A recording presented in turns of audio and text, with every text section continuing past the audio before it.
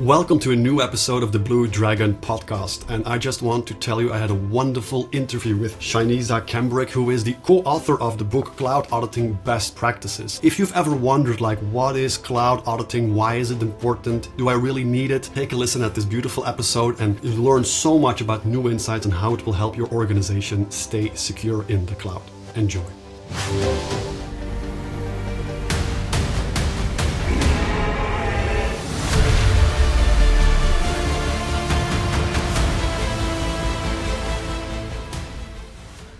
So welcome everybody to this new episode of the Blue Dragon podcast, and today I have the honor of introducing you to a special guest. Her name is Shinesa Cambric, and she is the co-author of a great book called Cloud Auditing Best Practices by PACT. And today we have the honor of having you here, so welcome. Thank you so much, and it's an honor for me to be here today. Great. So, Shinesa, can you explain a bit for us who don't know you yet, what's your background and how did you end up writing this wonderful book? Yeah. So I'll say in terms of background, it's been quite a bit of twists and turns, but always connected to cybersecurity in some way. When I graduated college many years ago, cybersecurity wasn't a thing. I came out and did application development. And around that time in the United States, Sarbanes-Oxley came out. And there was a need for people who understood application security, application development, and then could apply, access controls and governance to what was happening in an environment. So I got tapped on the shoulder. I had a great opportunity to move into security at that point, and I've kind of stayed there ever since. Different roles from governance, risk and compliance, identity and access management, security architecture, and then now I get to take all of that hands-on keyboard, all of that experience, and build that into product for cybersecurity. So how do we, at the current company I'm at, build products that practitioners can use to keep their environment safe? Wow, wonderful. And how did you then decide to write a book? Yeah. And I'll say I didn't really so much decide to write a book as it kind of found me. So at a previous job, I had a really good friend who was in the risk and compliance space. And for me, it's always been a pleasure in that I've gotten to touch many different aspects of technology. And so in my head, it's easier for me to connect the dots between what a developer is thinking, what somebody in compliance is thinking, what security architecture and identity and access management is thinking.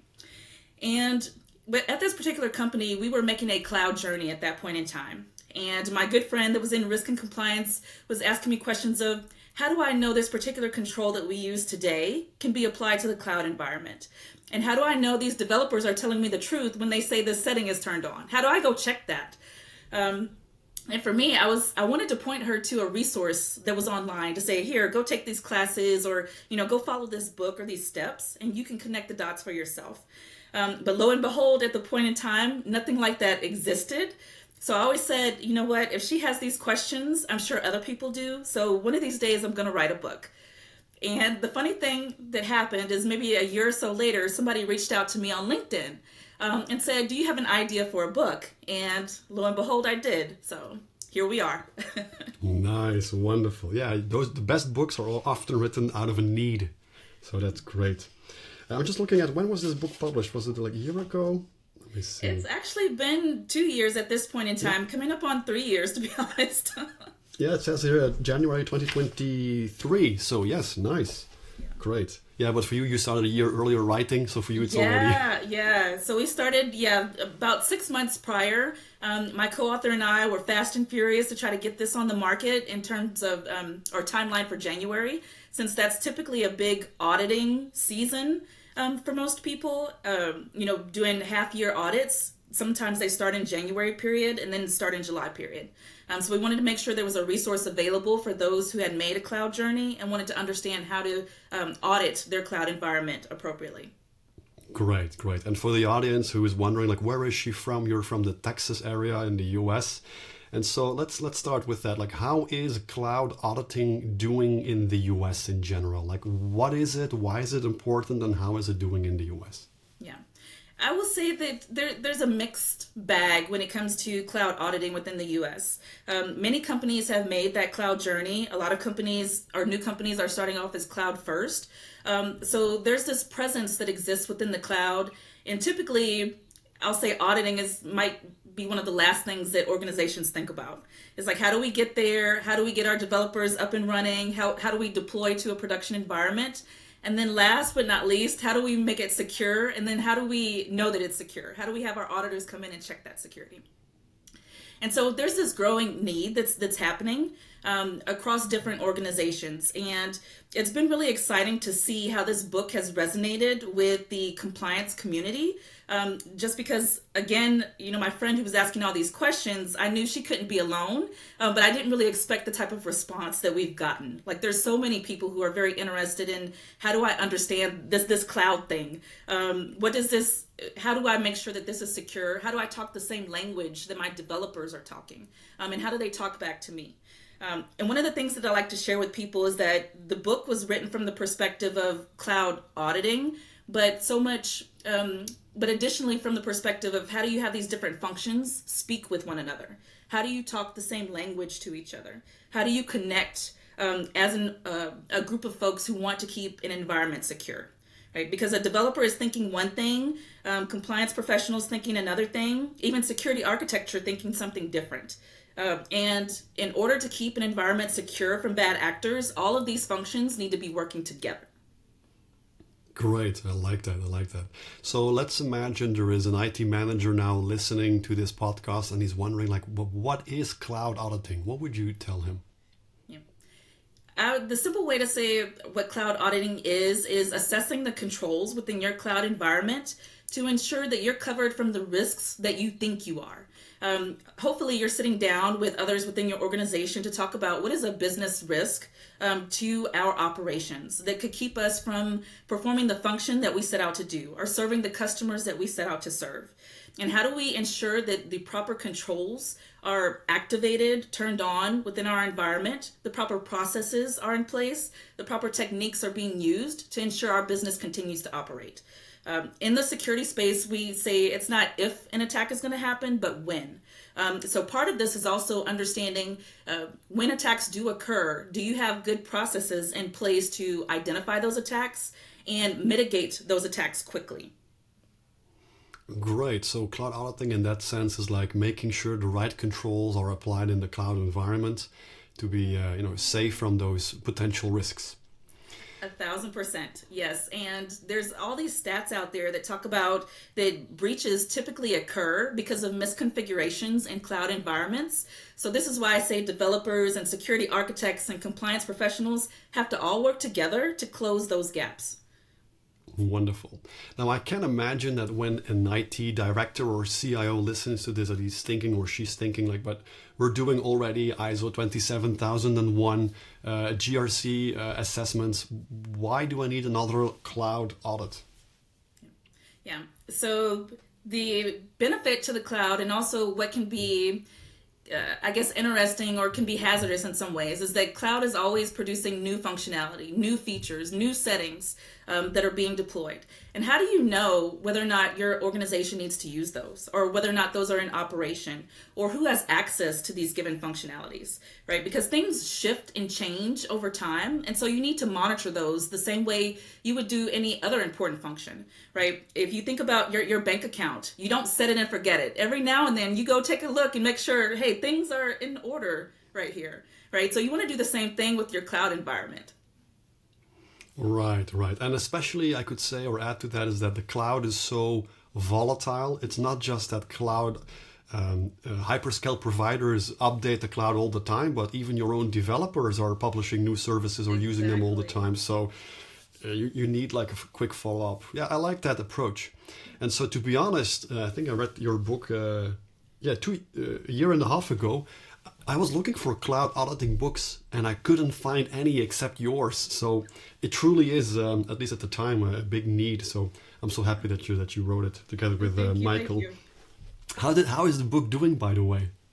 The book is still doing very well, and I'll let you in on a little secret. It's not official as of yet, but we're in talks about how do we update the book? How do we think about, AI and governance with that and cloud auditing and all these new functions and features that we mentioned continuously roll out? How do we ensure that auditors are prepared to look at those things and talk with their partners in technology about the impact on the business? Great. So like a second edition. So hopefully a second edition coming soon, but won't promise any dates, but we're in talks about that. Oh, that's great. That's wonderful. That's good. Yeah, in my daily life, I'm doing Azure Cloud Security assessments. So we're using the MCSB, the Microsoft Cloud Security Benchmark. And I really like it because your book is like going through it basically. But from your perspective, because your book is like cloud neutral, it has a Google, a GCP, it has AWS, and it does Azure. Like when you take a look at those three, would you say that they have some specific characteristics for each of the clouds from an auditing perspective? And can you share more about that? And so I want to make sure that I share that these thoughts are my personal thoughts across different cloud environments. But the way that I've seen this typically shape up is that a lot of organizations use AWS or Amazon for workloads, for development, building new applications that they want to deploy. GCP is kind of more of a work suite. So how do I take my workforce? If I'm an organization that's new and I'm cloud first, this is typically one of the easier ones to, jump on and move forward with. And then if I think about Azure or Entra, that's the more mature, suite of products. It's more comprehensive in many different ways if you're an advanced organization who wants to pull these things together. And again, that's my personal thoughts, but yeah. Yeah, true, of course. Here in Europe, it's a bit different than the US. Here in Europe, because we're Belgium-based here, Western Europe is number one is Azure. It's all about Azure. Number two is AWS. And then GCP is like very low market capitalization here in Europe. So it's all about Microsoft here mainly. And what I've seen so far is that Microsoft really invests in having these audit capabilities more and more every year. Why do you think these hyperscale cloud providers are investing in cloud auditing, and how does that help a business moving forward? Yeah, part of it is that there really is a business need to support organizations with cloud auditing functions. Right? There's legal requirements, there's regulatory requirements. And as a hyperscaler, you want to support these organizations that you're serving in being able to meet those requirements, right? Because otherwise, if you make it too difficult for them, then there's a business choice they may have to make of how do I shift to something that's going to make it easier. The truth is that auditing is a bit of an overhead. Auditing is not easy. It takes time. It takes resources from the organization to lean in and do this. And for a hyperscaler to help support that, I think goes a long, long way. The second part of this is that hyperscalers themselves are being audited, right? You're serving an organization. You need to meet privacy requirements. You need to meet other, legal and data protection requirements. And so as these hyperscalers are building these capabilities for themselves, why not make sure that it's available to, those organizations that you're serving, that you're offering services to? Great. And what I'm also seeing in the field is that many of these misconfigurations are now being, let's say, audited via software, like automations. Like, for example, on Azure, you have a Microsoft Defender for Cloud, and I'm sure that other systems exist in AWS and Google. Like, what is your take on having these audits, like, say, more automated versus where does the human still play a role? Yeah, and in the original version of the book, we do touch on some of the automation capabilities when it comes to compliance. I'm hoping in future editions of the book, we can talk about even greater automation opportunities. But I think there's definitely a need to ensure that you have technology that's serving the human. People process technology. Technology comes last, the people comes first. But with that being said, because cloud is so vast and there's so many configuration settings, it's to an organization's benefit to leverage these automation tools as much as possible. Where I think the human will always need to be in the loop and should be in the loop is that most of these configurations are based on some standard templates. Some baseline things that apply to most organizations across the board, whether you're in US, whether you're in Europe, whether you're in Asia, right? So it's a very plain template. But at the end of the day, not all organizations operate the same. They don't look at risk the same. What's most important to them is not the same. And so you need those people who are within the organization to say, what is most important here? How do we rank this risk? How do we mitigate this risk based on how we want to operate, right? So you need to put those things together with the human doing the assessment as well as the automation doing that baseline piece of it. Yes, great. That makes sense. And also, what I've discovered in doing, I think I did 8 assessments in the last few months. What I'm always seeing is that organizations are in the cloud and the applications are up and running, but typically they don't really understand all the nuances of cloud. And therefore, when I ask, like, why is this feature activated, or why is this setting configured like this, they typically say, well, it's the default setting, or we don't know, or somebody else did it. And so auditing there could help them gain awareness that this has consequences. Then the question would be like, where does awareness and training fit into cloud auditing versus just doing development and having software doing the audits? For me, this is where it's really important for these different functions to have a conversation and have a common understanding of what services are operating within the cloud, what's important to the business. Again, it goes back to the heart of why I wanted to put this book together, to have these different functions speak. Developers, it's not their job to do risk and compliance, and we shouldn't expect that of them. The same thing with risk and compliance. It's not their job to necessarily dictate how development should go. But how do we enable a partnership and a conversation to say, when you make this development change in the environment, this is how it impacts the risk of the organization. And how do we mitigate that risk by putting in some other configuration setting, right? So it's a conversation. This book also helps with some common language when it comes to, the training aspect. How do we have, certain words that we use with one another to make sure that we all understand what this means when this configuration setting is checked, or when I'm performing this function, this is what I'm actually doing. This book also gives a guideline of when somebody in risk and compliance is going through their assessment. Here's the different things as a standard that they're looking at. And so a developer can see that list and say, these are the things that I touch every day. This is how I can show this person X that we're mitigated against, certain types of risk by doing, X, Y, Z. So again, it's a conversation to me. Yeah, exactly. Because I can imagine that doing GRC on, let's say, governance, risk, compliance on the company level, like information security, you don't really need a deep technical knowledge on how things operate because you have a governance framework. But when you talk about cloud auditing, you need to understand how cloud is different versus on-premise and what the different options are. So let's say somebody is interested in doing cloud auditing. What would you recommend this person to have as a basic knowledge or understanding? Yeah, the really great thing about the cloud hyperscalers is that they all offer some form of free training, and they also offer some form of free service. So you can go and set up your own cloud environment. And we talk a bit about that in the book. And so I would encourage anybody who wants to get into cloud auditing. Of course, the auditing piece, you need that. Working with different organizations that support getting certified and being an auditor, that's really important. The cloud piece, go in and get hands-on a little bit. And so you said it's not necessarily technical, and sometimes I like to challenge that in a way. You may not be in the system configuring things, but from a technical standpoint, you should understand how they operate. So getting in the system, setting up your own cloud environment, going through the exercises in this book to see how, if I have an AWS environment and I have an Azure environment, how that may change the risk profile of my organization or the mitigations that I need to put in place. What does it look like when it comes to identity and access management? So get hands-on, play around with the technology. Again, it's out there for free. There's no reason you shouldn't. Yeah, wonderful, wonderful. And by the way, for the folks who are listening, Shinesa, she's also CISSP and CCSP, both. So that's a great accomplishment. What is the difference between the two, like practically speaking?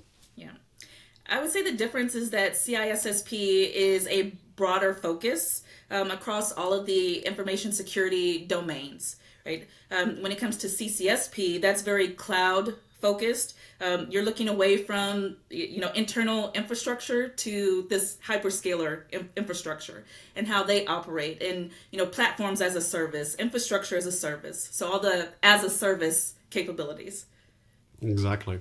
So one of the things I often receive as feedback from organizations is like, okay, we're in the cloud, Okay, and we chose region, let's say, within Europe, because Europe is always number one when it comes to regulations and data privacy and all of these things.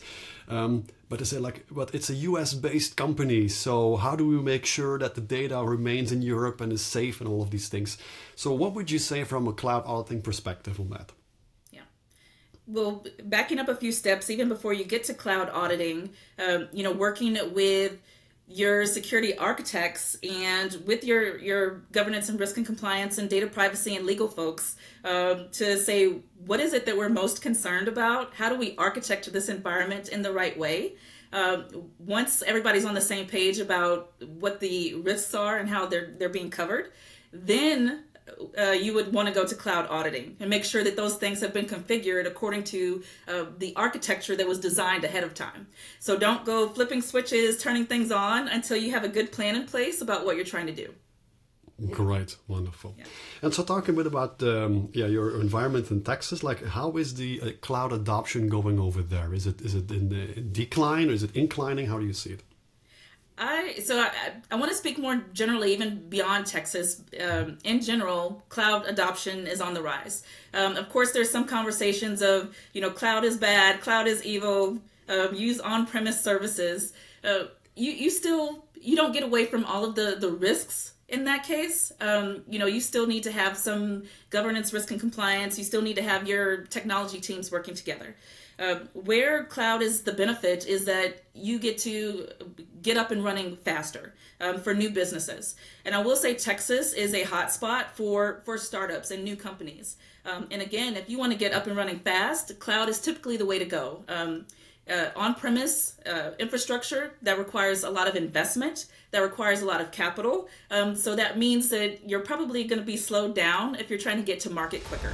Hi there, I'm Jetro Wils, your host, and I love bringing you fresh insights on cybersecurity, cloud technology, governance, and auditing. Cyber threats are evolving fast. Protecting your business, ensuring compliance, and maintaining trust with your stakeholders isn't just important, it is essential. Ignoring cybersecurity, that's a risk you don't want to take. No matter your industry or company size, protecting sensitive data and ensuring operational resilience should be a priority. Regulations like NIS2 and DORA are already shaping the way businesses handle security, making compliance non-negotiable. At SecWise, we help businesses like yours stay secure and compliant. Here's what we offer: security roadmaps, practical steps tailored to your operations, Azure, M365, or even your hybrid workplace. Compliance readiness. Meet ISO 27001, NIS2 and DORA requirements with confidence. SOC implementation, real-time threat detection and response 24/7. Cloud and AI security, advanced protection against evolving threats, and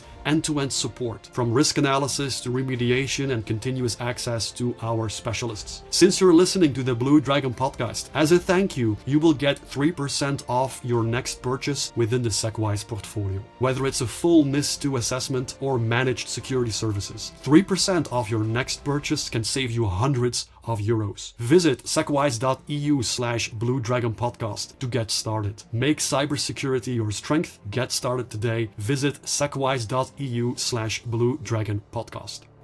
Great, yeah, we're seeing that in Europe as well. Cloud is getting more traction, let's say. Now, Belgium always has been typically a bit more conservative and waiting. We'll see how the market goes, but now it's picking up as well. And with it comes now, okay, we're in the cloud. Is it safe? Is it secure? We need an audit or an assessment, right? So the field is rising. Now, when I take a look at your book, at the table of contents, you first talk about what is auditing. And then there's a whole part 2 on the cloud security and IT controls. So just to inform, let's say, an IT manager who has never really thought about it that deeply, what are the key components of doing a cloud audit? I would say the key components from a cloud auditing perspective is you want to understand who has access to the functions within your cloud environment.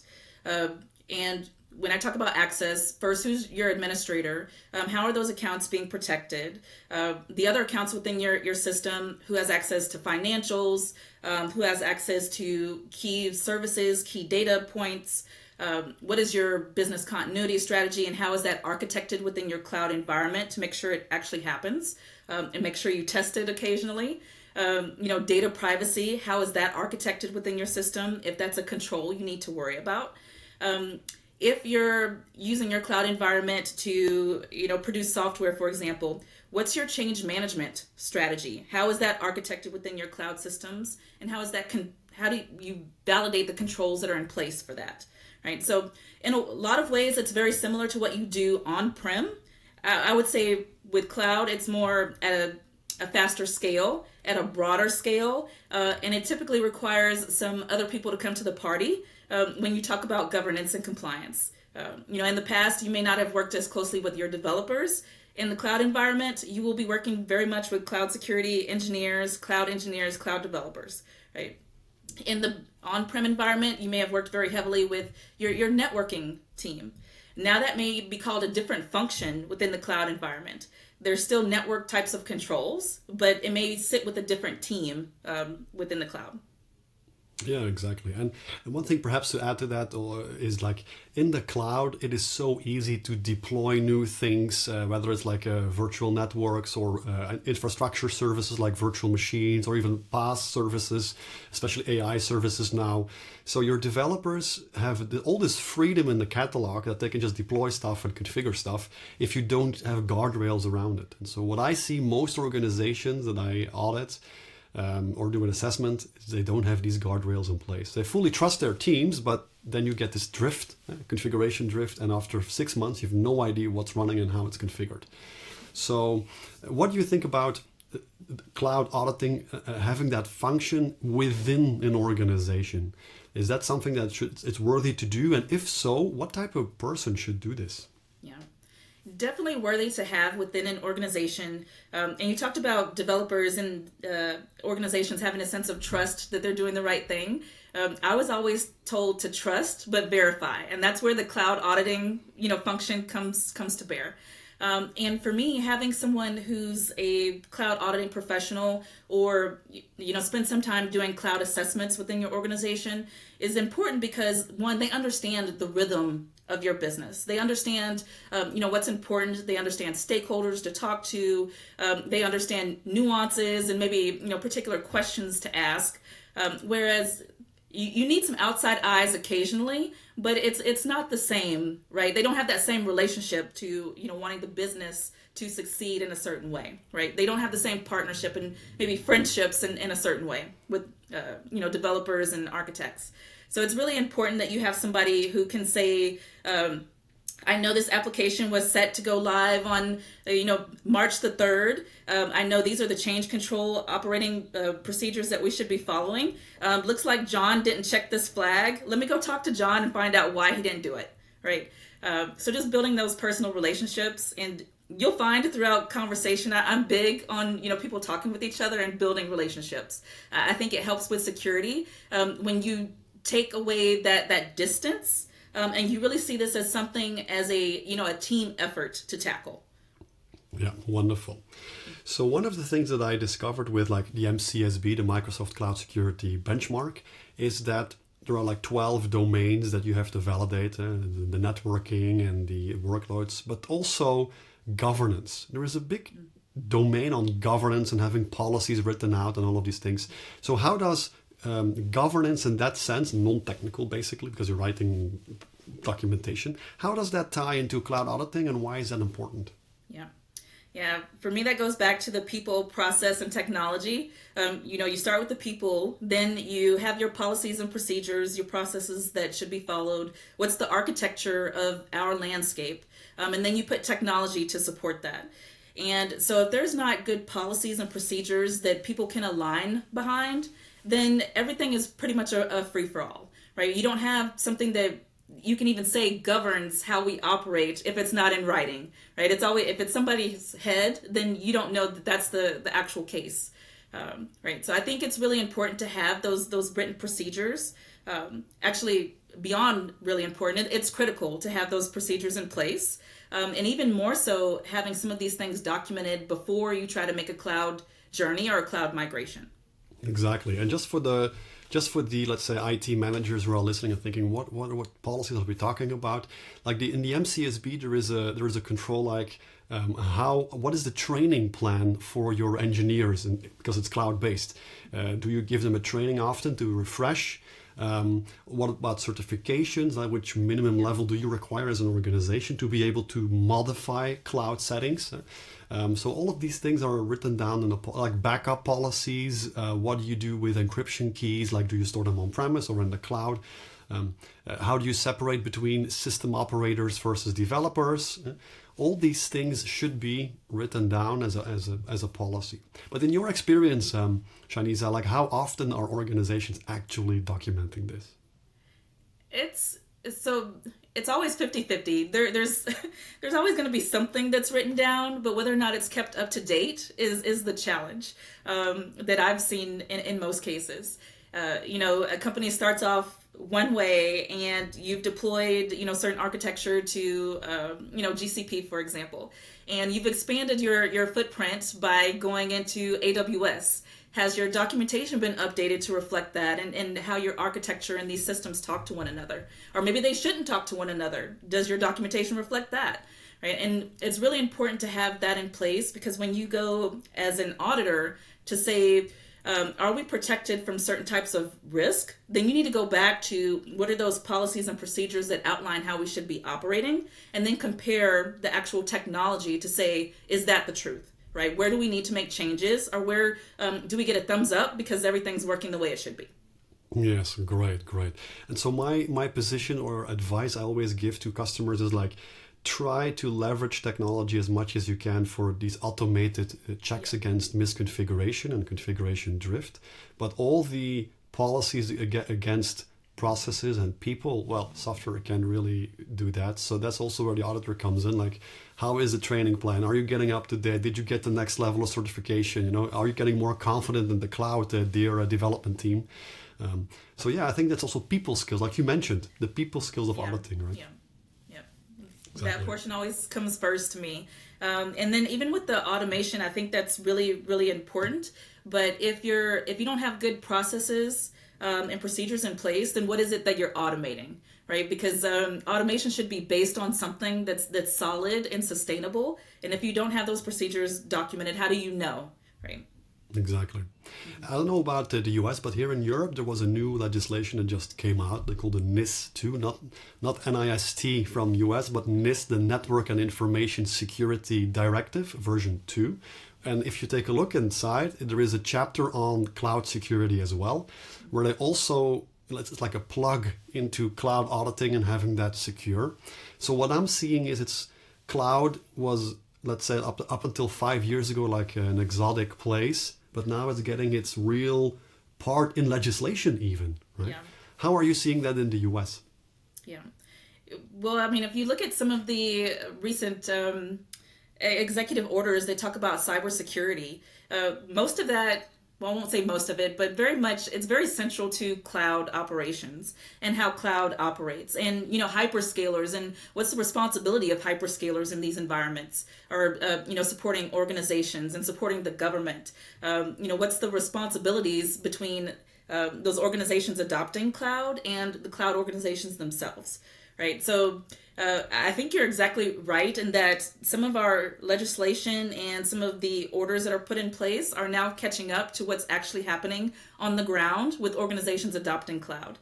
And I think we'll see the same thing with AI.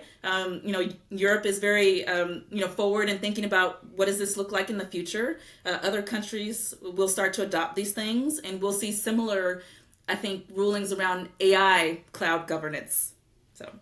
Exactly. Yeah, I'm a PECB certified trainer, and one of the new courses that PECB is offering is also the AI, I think, compliance or AI auditing or AI security course. So more and more is being mainstream. So yeah, I think cloud auditing will also include AI in the future, definitely. Yeah. So if you take a look at your book, you also go to part 3, which is more like executing an effective enterprise cloud audit plan. What does that mean, and how does it help a CIO, for example? Yeah. One of the things that I've been told in the past is that you fight as well as you train.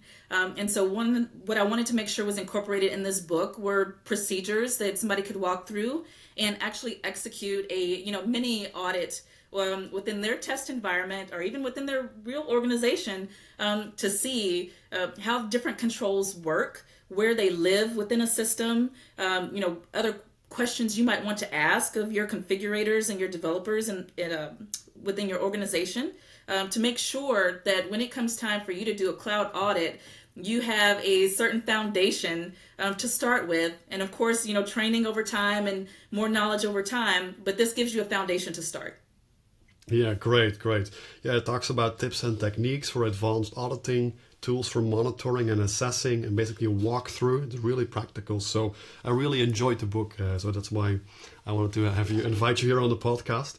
Now, one of the last questions that I have is like, cloud has some unique characteristics, such as it's public cloud by default, so the only interface is through the portal or an API.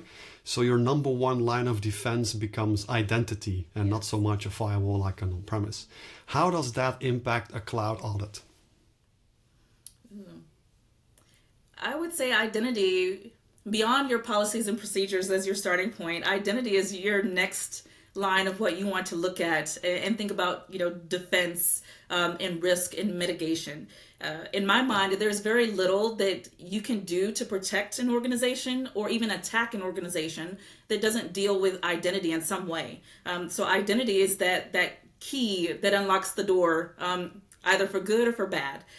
So understanding how identities work within the cloud environment, within cross-cloud environments, is also important. One of the things that we very lightly touch on is the fact that you may have your own cloud environment, but from a supply chain standpoint, you may be connected to other cloud environments from other organizations, right? So their security posture is almost your security posture if you're allowing those identities to go either way. So all of that to say that identity should be your starting point when it comes to the technical aspects, at least in my mind, to do a cloud audit. You start there of who has access to what, and then go into the other aspects of the cloud environment.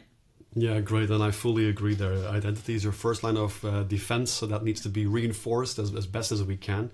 And what I typically see in organizations is then I ask the question like, okay, nice. How many global administrators do we have? And they're like 7. And like, what? And then they're like, do we have MFA? Yeah, not all. And it's like, oh my gosh. So we're really like, the awareness needs to rise, in my opinion, on that level. What would you do in such a case as a cloud auditor? Like, you see this, would you focus more on technical controls to lock that, or would you go for awareness and training? Like, how would you do this? It may be a mix. And I say that because for me, it goes back to what is the organization's goals, right? How did you get to a point of maybe having 7 global admins and none have MFA? Was there a problem with the MFA installation that drove everybody away from MFA? So let's get to the root of the issues, and then from there we can put a solution together that makes sense, right? I'm very pro making sure that people can adopt security in a way that makes sense. Otherwise, they're going to find workarounds that puts the whole organization at risk, right? I'm a security purist at heart, but most companies don't start up for the fact that they want to be secure. They're trying to sell some type of service. So how does the security and compliance professionals work together with the business professionals to say, we want to ensure that you can sell these services in a secure manner, to continue to operate this business, reduce the amount of risk that we may face. And here's our proposal of how we should do this. How do we work together to make this happen, right? And so there needs to be buy-in from both angles to do that. And so I know that's getting away from your question of, what do you practically tackle within the system? But for me, it's taking a step back to say, how did we get here in the first place?